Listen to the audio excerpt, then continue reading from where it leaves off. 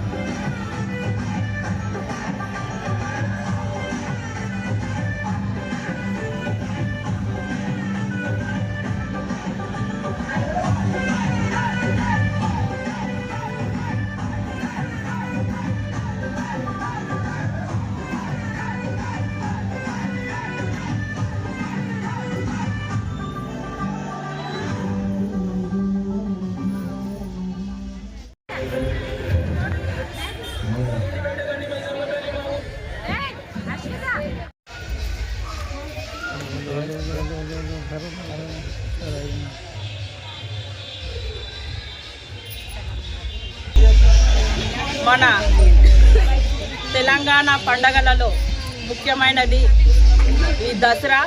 ఈ దసరాలో మనము 9 రోజులు బతుకమ్మను పూజించుకుంటూ ప్రతిరోజు మన ఆడపడుచులు బతుకమ్మను పేర్చి ఆటపాటలతో అమ్మ గౌరమ్మను పూజించుకుంటూ ఆమె యొక్క ఆశీర్వాదాలు మన అందరిపై ఉండాలని ప్రతి సంవత్సరం మనము దసరాకు ముందు 9 రోజులు ఆమెను పూజించుకొని మనము చెరువులో ఆమెను నిమజ్జనం చేసుకుంటూ బతుకమ్మ మా తల్లి మా అందరినీ కాపాడి మమ్మల్ని సంరక్షించాలి, సంవత్సరం అంతా ఎలాంటి కష్టాలు నష్టాలు లేకుండా సుఖశాంతులతో ప్రజలందరూ జీవించాలని కోరుకుంటూ ప్రతి సంవత్సరం ఘనంగా ఈ దసరా పండుగను బతుకమ్మతో 9 రోజులు జరుపుకొని చేసుకోవడము మన ముందు నుంచి వచ్చే ఆనవాయితీ.